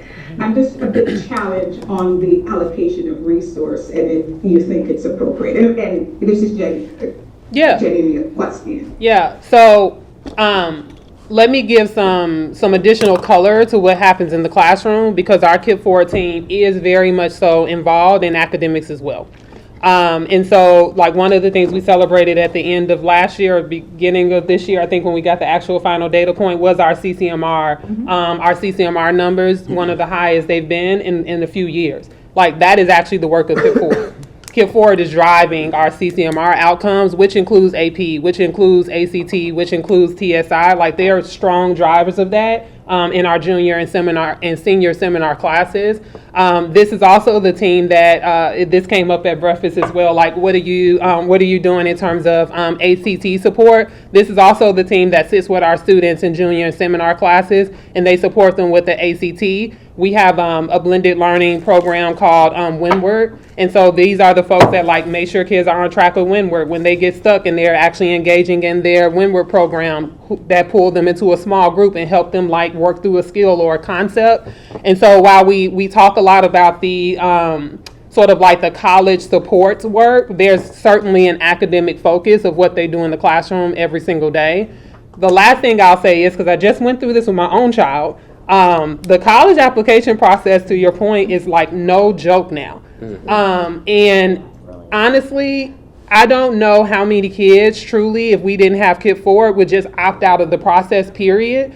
Because my own child just went through it, and she's not even in school right now. She's in her gap year. And quite frankly, she spent probably like the last 6 weeks waking up at 8 in the morning, doing like so many essays, right? And our KIPP Forward team, for our kiddos, they read those essays, right? They give them feedback on their essays. They help them like really form their personal statements in terms of the writing aspects. Without that support, so many of our kids would just like opt out. Because the process is so rigorous just to apply. Or choose a less rigorous college. Choose a rest, because the process just to apply, and I'm not even talking about the Yales and the Harvards, like, I mean, just an okay school, right? Like a good school is so rigorous and so time consuming, and this team really literally holds their hand to help them make it through the 15 steps it takes to apply for one college. And I would argue there's an equity issue here, because what's happening in schools with students in high income neighborhoods is the parents are paying for KIPP Forward level of support that our students and families would not be able to access if we didn't provide it through the school. I mean, I think to me that's the fundamental difference is across town the families are paying for it, and here we're providing it to our students to give them that access and that leg up. That counselor support ranges from $17 for an okay one to about $25,000 for a couple of weeks of support, just to help a kid work through an application process. It's big business. It's a massive business. And this is this is one of the key things we fundraise for. It's philanthropy. I just want to, I mean, I'm a huge fan of the KIPP Forward program. I think I talk about it all the time at a local level. And I don't look at it as like an either or in terms of allocation of resources. I see this as a fundamental component of our delivery to ensure student success over the long term. And I've had so many anecdotal conversations with young professionals in San Antonio that came through KIPP that relied on KIPP Forward to make sure that they actually ended up in the profession of their dreams, right? And it's not just about like whether they have chosen the right major going in their first year. It's like their parents lost a job and all of a sudden they have to go and take care of the real life that they have to face on a day-to-day basis. And KIPP Forward solves for that, right? Like they know that they have that network available to them, and that has made like real tangible improvements in not only their life but their family's life. These are like generational shifts in how KIPP can change the trajectory of our kids' lives. And so sure, we definitely need to focus on the kids while they're in our four walls, but like we're not really doing the full service that we say that we're going to do if we don't also look after them once they leave our four walls. So, but I think it's great that you focus on the first year. Right. Because that is by far the key. We used to not. We used to try to do the whole thing, and you lose track. You lose touch with the kids after the first year. That, and also I think what you're doing on the application process, the FAFSA, that stuff, having been involved with college enrollment many years ago, is hugely impactful. I think it's as impactful as getting your math scores up, to be totally honest with you, right? So I think the way you're focusing is great. And I think it's good. I just think about the financials from some and where we have challenges and look at the program and it's the totality and wondering, you know, where we can make some adjustment and perhaps, I mean, I love the program. I think, you know, it's I'm behind it. In the context of everything, I'm just curious. Is it an area where we may want to bring volunteers into to us as opposed to this expenditure to move KIP forward? So just a general observation and question. I think it's a good question maybe for finance. We'll maybe look at some of those numbers, Patricia, at a future finance committee or finance working group discussion. But I think, it's interesting. It will also be good to look at the sources. So it's not state dollars that we're spending on KIP Forward. It is philanthropically raised funds. But I think we can add that to a future agenda. Yeah, let's go on to, these are really good questions, and I appreciate the hard questions because we should be asking ourselves, and you all should be asking us the hard questions, so I really appreciate that. And I think we should talk about FAFSA, speaking of hard things. Speaking of hard things. Really hard. Speaking of the really not getting easier. So if you want to keep... If we want to keep going to, keep going. Well, and I actually, Rona, you should take us through our results. I didn't mean to skip that. Okay, sorry. I just thought go back. Sorry. I didn't mean to skip that. Alrighty, so this is just an update of where we are with our class of 2024. So this is our class that just graduated. We do not have final numbers yet. We are literally watching any day now to have final numbers in terms of our 4-year enrollment. So these are all projected. And the way that we get these, because we don't have the clearinghouse data yet, is our KIP Forward team actually doing the outreach to our students to find out where are you, how are you doing, and what do you need. And so this is how we actually get this data, because quite frankly, if we waited until the November release from the clearinghouse, we would lose a lot of opportunity to intervene with kids in between May to November. So we do a lot of legwork to figure out where they are, what they need, how they're doing, what's going on with their family, so that we can intervene, again, to make sure they stay on track with their selected pathway. And so currently confirmed, we're at about 37% in terms of the number of percent of KIPsters in our last graduating class that have matriculated to a 4-year college. I think that's going to go up once we get final numbers to about 42%. Which keeps us on pace actually to where we've been the last 3 years. So it's not up, it's not down, it's pretty on pace. From a national context perspective, freshman enrollment has declined. It's with this class of 2024 about 5% in both public and private universities. And it actually, our 4-year institutions are reporting anywhere from a 6.5% to an 8.5% decline in enrollment coming out of this last class. So the fact that we're pretty stable, it's not where we want to be, but we're not experiencing the decline in enrollment that the national context is experiencing. So a few factors, FAFSA. Yeah. It's just really hard this past year.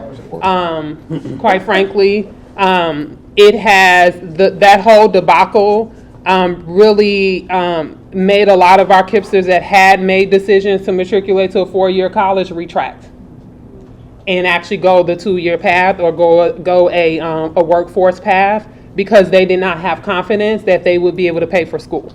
Mm-hmm. Some of our KIPsters didn't even get a package until late July. Mm-hmm. And they had to make decisions about their future. And so many of our KIPsters that certainly could have gone to a 4-year college made a different decision because they didn't know how they were going to pay for it.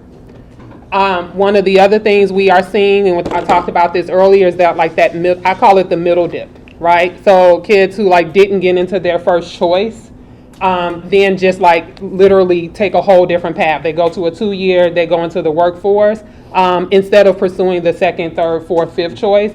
And a lot of that in talking to them, because we've been doing a lot of interviews in the last couple of months, is really about connection, right? And so they spent a lot of time learning about their first choice. Many of them visited their first choice. They've met someone at their first choice. And because that same level of intensity, right, in terms of building belonging, we talked about this with our students at breakfast, the importance of building belonging, especially when you think about coming from the KIP context. Some of our kids have been with us since pre-K. So the idea of going to a college campus where that is very new to them and they feel like they don't know anyone and they don't have a connection is extremely scary. And so whereas that connection was built with the first choice, not necessarily with the second and the third choice. And so for some of those reasons, we saw kids literally just opt out and go a whole different path. So those are like the two biggest things that we are hearing and just experiencing as we talk to kids to find out like why because we had a 55% intent to matriculate, right? So right now we're at 37%. So we were trying to understand like, well, what happened, right, with the gap, and that's a lot of what we're learning in terms of what happened to close that gap. So I'll pause here for any questions.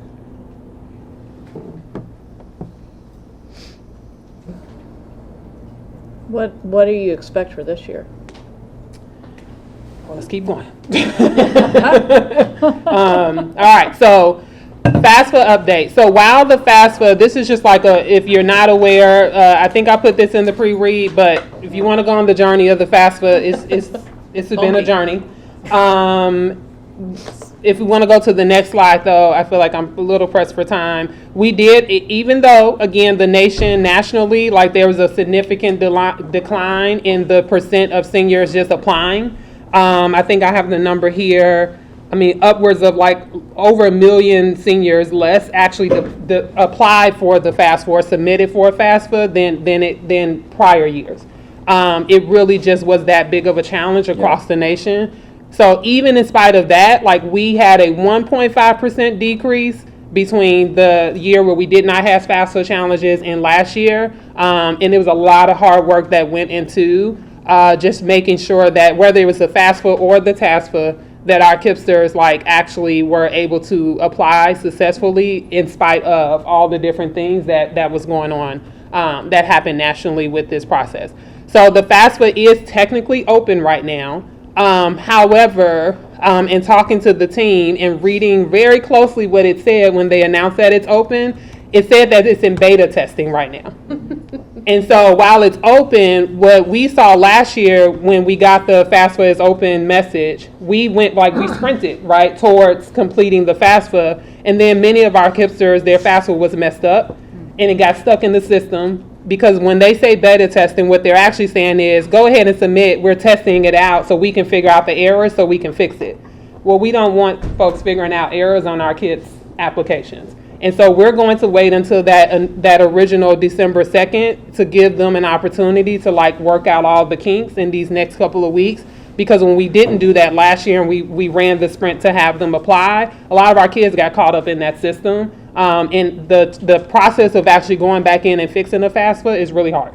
It just adds a whole other layer of complexity, and we just like strategically don't want to be a part of that this year.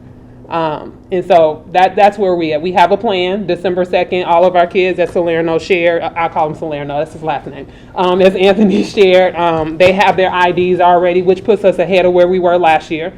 Because last year we were well into December and we were still trying to get IDs. We've already started meeting with parents to help them like gather all of their paperwork. We're having parent conversations, given just the context, right, the political landscape of the country right now about, okay, if you're a mixed status family, here's the pathway for you, here's what you do, here's how we're going to support you, so that they just like, again, know the facts around how they can navigate the system to still get the financial support for our KIPsters. And so we're ahead of where we were last year, but we are pausing on the actual submissions right now just to allow the system to come out of this beta testing period. We just don't want to get caught up in that. And just I think a context point for the board, one of the big bugs last year was that if you had a parent or two who did not have a social security number, you could not complete a FAFSA until late spring. Mm-hmm. Like it just wasn't an option. You couldn't get the ID, you couldn't move forward in the process at all, even though that was required by Congress to be included in the original. It was a bug, and disproportionately low-income students were the highest drop-off in who actually persevered in completing a FAFSA. That million students who did fewer students was significantly disproportionately from low-income students, not middle or that sounds like a really and a key bad criteria. A key point of the bill originally was to make it easier for low-income families to access the financial aid Right, that's resources. the whole- Opposite. It's the whole point. Yeah, so we are like, we're at the line, we're ready to run to the races. But to Shanna's point, we also have some learnings last year, from last year that we just don't want to repeat the same mistakes and have our kids get caught up in the system. That's it. Any questions? Yeah. Verna, just I guess a question. One of the things to help those kids who are struggling with what is my major, what do I want to do? I have no idea what I want to study. This is a big investment I'm asking my family, myself to undertake to do this. Have we looked at providing more opportunities for students to do internships or co-ops, maybe their senior year, or the summer before senior year, summer before college, to give them some more practical experience? Because I think it's really hard for teenagers to understand, what does a finance person do, right? To the example, right? What does an engineer do? I hear these things, but what does the work look like? And is this something I want to do? Yeah. I would say yes, and one of the big things we're doing right now is really analyzing our CTE pathways, because one of the things that's coming our way is that College Board is about to start releasing AP CTE courses in service of not students going into the workforce, but in service of students actually getting that experience via CTE courses that will actually make them even more excited and more invested in actually going to college. Because I've actually taken some of the classes already, and I know this is what I want to do, and so now I'm ready to run to college and do it. And so we are really looking at our pathways to make sure that all of our pathways are actually, or most of our pathways, I'll say, are actually aligning in such a way that it gives students opportunities to pursue the thing they want to do in college, and actually gives them sort of a jumping off point so that when they get to college, they've actually already taken some of those classes. Rona, one of the things that I witnessed when I toured this campus was they bring in speakers. I don't know if you addressed that, but I don't remember if it was Amazon, but it was like a competitor to Walmart, which was kind of funny. It might have been HEB, but they were like, they're going to be here next to. It's like every day of the week they kind of had somebody's going to be here talking about career day. So I thought that was really neat. Yeah, and that's a part of that second or that middle arm in terms of our priorities of how we're getting back to some things that we just know work in terms of building a college preparatory culture. So yeah, we're trying to really look at it through the lens of the courses we're offering, because I think we have an opportunity in CTE to get tighter and actually get kids via CTE more excited about college, because they're already experiencing some of what they'll experience on that pathway. And then we also have an opportunity to just do more awareness building, knowledge building, and create just access points. Yeah. And I think one really important part is that, SEPA's always said, hey, the central admin team should be sitting on a campus like you see today. Last year for the last couple of years, we've had interns walk over literally from the high school to our intern with the finance team. They ended up not choosing a finance path. They decided to do med. Maybe don't teach Yeah, but I do think that is a real huge opportunity, that education is outside of the classroom as well. Yeah. And the benefit of sitting on a campus, which is, we ran it by Ellen, from a legal perspective, it's totally fine to employ a student, then help them with some financial aid by paying them. In return, they get real work experience, reference letters, things like that. And so I don't know very many, I don't really know that many school districts that have their central admin offices on a school site where that can actually occur. So. It is one of the things the regional boards work with Ann on, is identifying opportunities for internships and programs that their employers may offer or their contacts. And regional boards do a great effort around career days, et cetera, to supplement and support the work of our KIP Forward team. Yeah. But when transportation becomes an issue, literally just being able to walk over, their parents pick them up almost at the same exact time, maybe an hour later, like at 5 o'clock versus 3:30, and basically they have that ability. So. Great. All right. Well, Sun, please take us through the finance update, and we need to seek approval for the fiscal 24 audit. Great. So fiscal year 24, as a reminder, is last year. We'll talk about that audit, and then we'll talk about fiscal year 25, which is this year, and then 26 and 27, which are the upcoming next 2 years. So you can go to the next slide, please. These documents were shared with you as required by law. Our audited financial statements, the auditor communication to the board, and then our debt service coverage ratio confirmation memo, which is new this year, but that is actually written by Blazik and Betterling. We achieved a 1.6 times debt service coverage ratio, above our 1.2 times target with the board. We also had no audit findings for the 6th year in a row. For an organization our size, that's huge. And so we wanted to start with a moment of gratitude here. To get 6 years in a row with no audit findings to meet our financial targets for the last 6 years, a huge win. We could not achieve that without the chief sitting in this room. Our controller, Susan Liao, our deputy chief of finance, Joe Heichel, our strong school leaders who are budget owners, our central admin budget owners as well, and then without the support of our board members and our finance work group, to be able to do this, to achieve these superior financial results is dependent on strong internal operational controls and strong internal financial reporting controls. So we just really appreciate the input from everyone. And the support from everyone in this room, because we could not do this on a $400 million plus budget without everyone contributing to this effort. So obviously we did really well in fiscal year 24, and it's again the success of the people sitting in this room and the hundreds of people who do not sit in this room right now, because we have hundreds of budget owners. So we are recommending the board approve the financial statements for fiscal year 24 today. Yes. So, any questions for Sun? The Finance Committee met with the auditors as well, and they were very complimentary. Do I have a motion to approve the fiscal 24 audit? So moved. Second? Second. Thank you, Lauren. Any discussion? Did you get that for Lauren? Lauren's Yeah. second. So Jean and Lauren. Yep. All in favor, please say aye. Aye. Aye. Great. Any opposed? Any abstentions? All right, the motion passes unanimously. Thank you very much. And thank you, Sun. Please also send our compliments to your team.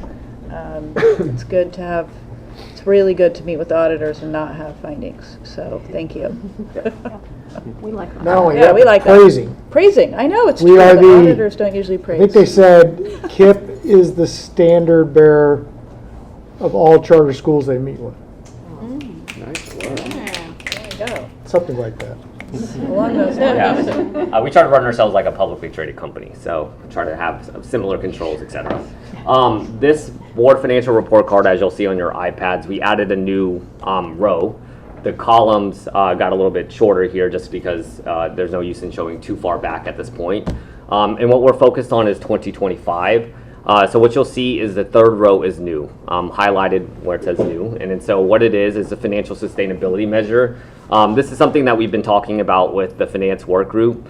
So the financial sustainability measures at 93% for 2025. What does that mean? It means 93% of our recurring expenses are covered by recurring revenue.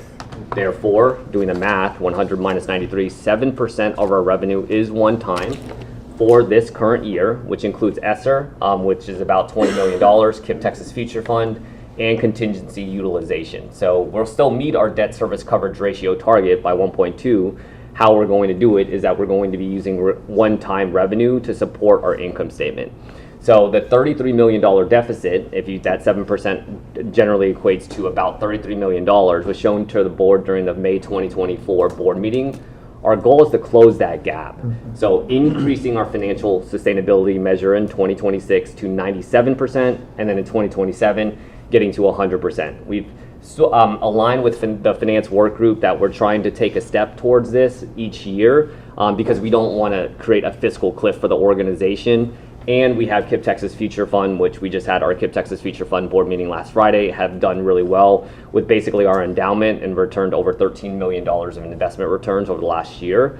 So along with the broader market, so it's not like we're doing something like that dramatically different. But what we're able to do is then support this organization because KIPP Texas Future Fund is a separate organization with the sole mission of providing support to KIPP Texas. So reducing that deficit or increasing our financial sustainability is going to take work. Management is working through options. Patricia brought up one, but there are hundreds of options, probably not hundreds, but lots of options to do this. Though the two main ways to do it obviously are to increase recurring revenue or decrease recurring expenses. So we're working on that now. We plan to bring to the board in early 2025 the options that we will that we will consider, and then management's recommendation on that as well. Other than that, there are no material changes to the board finance report card. You can see obviously the results for 2024 are there that the board just approved, which is a 1.6 times debt service coverage ratio, which we achieved. Our goal is always 1.2 times. So just quick comment for everybody. This sustainability thing is important because as we went through the COVID years, we had all this ESSER funding. You know, we tried to do a lot of things to ensure that the functions and the academics continued to be strong during a very difficult time. But as is easy to do, we kind of got used to that money, and our overall our expense level just kind of kept creeping up. So, you know, this allows us to get to salary. No, right. I mean, there's salaries and all that. It's not. You're right. It's a good point. And we haven't been helped by our state, right? Our state is not helping with increased funding at all.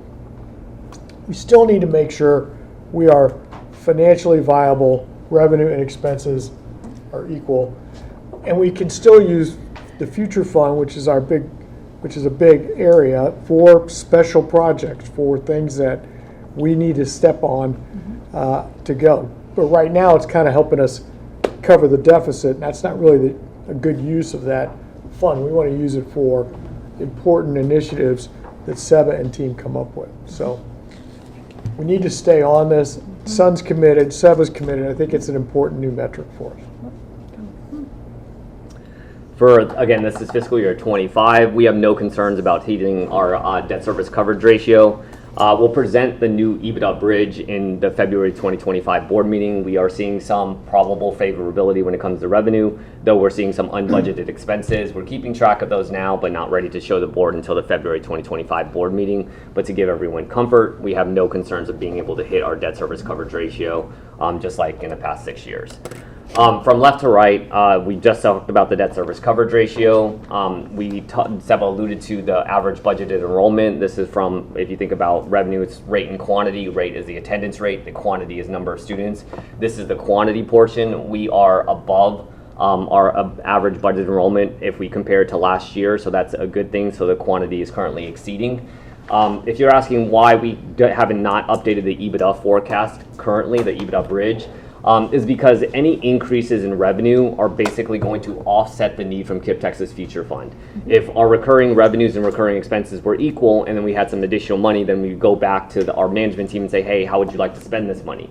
In this case, with any additional revenue for the current year, it's just a reduction in the need from KIPP Texas Future Fund, so thereby reducing the deficit. So there's no actionable movement from us, even if we did have a very clear forecast for the EBITDA bridge in the currently right now. So again, just any revenue favorability for fiscal year 25 will be first utilized to reduce our KIPP Texas Future Fund grant and is not likely to be additional dollars for investment in the current year. And then we already covered our financial sustainability measure, which is the bar all the way to the right. This is fiscal year 25 planned cost savings. We brought this up during the May board meeting and then during the last one. So we have found the $5 million of central admin reductions, and these reductions have already been communicated. And then in addition, we brought to the finance work group just from an informed perspective because it's ultimately a management decision, but we made changes to both the benefit plans and the contribution changes to find additional savings for the organization. In fiscal year 25, our health plan follows the calendar year, so we had to make those adjustments now to see any savings for fiscal year 26. There'll be some savings in fiscal year 25, but the majority of them will hit in fiscal year 26. These are estimates from our actuaries with Gallagher, so what comes to fruition may be more or less. These are just estimates right now. As things occur, then we'll know more, but we do expect to find probably at least $1 million of savings from health benefits. But we do expect our benefits to be competitive. Correct. We're still very competitive with the market. Okay. Yeah, thank you for bringing that up. Yeah, and that was shared in the pre-read. as well. So. Our benefits are competitive, and for our lowest wage employees, we continue to hold their benefit plans steady, so they're not seeing increases, and we're distributing that amongst the higher paid employees. Great. So as stated earlier, we plan to bring our fiscal year 26 budget plan to the board in early 2025. We have not built our fiscal year 26 budget as of today. However, the financial sustainability measure that was presented to the board scorecard of 97% assumes that there are no recurring expense increases or recurring revenue decreases. Again, to get to closer to financial sustainability, you want to decrease recurring expenses or increase recurring revenue. So this assumes that all of it's just flat. Providing a COLA is one of the highest priority items for the organization while ensuring we remain financially sustainable in the long term. So you'll see there that these assumptions assumes no COLA right now, but it is a high priority for the organization. And then on the other side, as Jean mentions, we do hope the state rate increases our recurring revenue on a per student basis, which will help close the budget deficit and thereby increase our financial sustainability, ceteris paribus. So like all else equal, if we get more money from the state without additional expenses, then that will reduce our budget deficit and then increase our financial sustainability. Are we worried about the lack of COLA on talent retention? Yes. Very worried. Yeah, I am. for sure. We're not the only ones. So I've met with Spring Brain, with other ISDs, and they are feeling the same exact pressure as us, and we're all hoping that the state provides This year, additional everybody got a 2% retention incentive. Retention Retention incentive in the incentive. fall. Bonus. Incentive. Kind of a- No. In lieu of COLA. Right, in lieu of We could not commit to permanent COLA. Right, but the 2% was a one-time payment. It's like a bonus, Yes. Correct. but no, okay. But so it sounds like we expect if the state doesn't come through, we won't be out of line with the market. If the state doesn't come through, then our assumption is that if no one else gets any additional dollars, then the difference between us and an ISD is that an ISD doesn't have a debt service coverage ratio maintenance covenant. They are purely payment default. So if you have, let's say, $1 billion in savings, I don't know if an ISD has it, but then you can still provide increases in perpetuity. While us, if we have $1 billion in savings, if we don't meet our debt service coverage ratio, when we're looking at just the income statement, then we could bust our covenant. So we are operating in a different space than ISDs. And then there are other things too, where obviously student enrollment plays a big part of this. So the other thing is, right, Austin ISD just went to the public and had a vote to say, we want to have you approve raises. Correct. And they did. Yeah. So they have voter approved tax rate We increase. have, Well, the Houston word was high going priority down. is on that slide. We have to have a COLA. Yeah.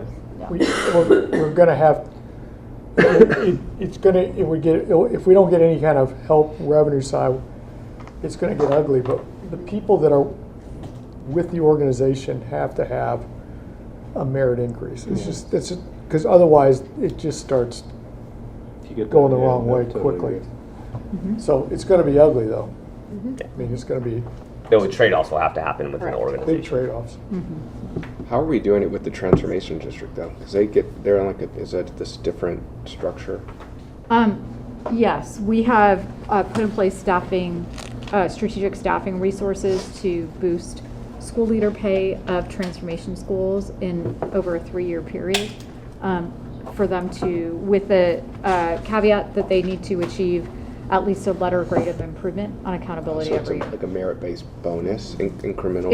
It's a combination of a few things, including a performance-based bonus and including some retention incentives. Is something like that like viable across a broader population? Ann can speak to this, but we already do in our Teacher Career Pathways program. We provide both a step increase currently by number of years worked, a number of years of experience, and we provide a performance-based incentive for teachers. So teachers are already on that program, so Yes. there would be incremental adjustment based on tenure and based on. Correct. Okay, that's already happening independent. Okay. Yes. All right. Yeah, that ladder though, they move up no matter what. That ladder, you can put an inflation adjustment on it. That's what we're trying to do every year. That is what the COLA is. So you'll get an increase no matter what if you're going from whatever, like 3 to 5 years or 3 to 4. Oh, but the next tier becomes step and lane more salary valuable. schedule Okay. more Right. competitive. Okay. That's what we're trying to do. Correct. Okay, thank you, son. Good work, son. Yes, Yeah, great that's great. All right, so another piece of good news, we do not have any findings on the Texas SEC intruder audit to report this month. So, yes, good job. And of course, as I remind everybody, you are all invited to join the Safety and Security Committee if you are interested in learning more about. I heard there was a wait list. We can move you to the front of the line. Yeah, if you'd like to. I'm an emeritus. President privilege. You are. Emeritus. Right. It's really a great committee, and I think this is really good news. So, we're now ready to move to executive session, right, on schedule. So the time is now 12:44 p.m. and we will adjourn to executive session pursuant to Texas Government Code 551.071, consultation with board attorney regarding all matters as authorized by law. Texas Government Code 551.074, deliberation regarding appointment, employment, evaluation, reassignment, duties, dismissal of employees, officers, including the Texas executive team and CEO compensation. Texas Government Code 551.076, deliberation regarding security devices personnel audit. Texas Government Code 551.072, deliberate purchase, exchange, value, or lease of real property.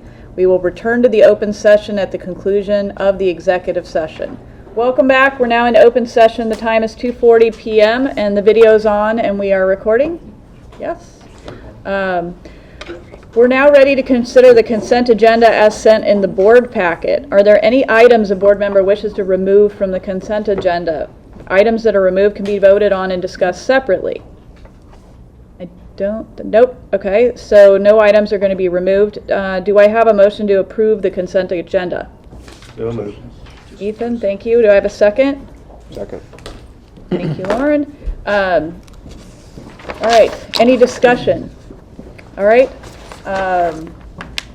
Please, all in favor, say aye. Aye. Thank you. Any abstaining? Any noes? All right, the motion passes and passes unanimously. And I think the time is now 2:41 p.m. And hearing no objection, the meeting is adjourned.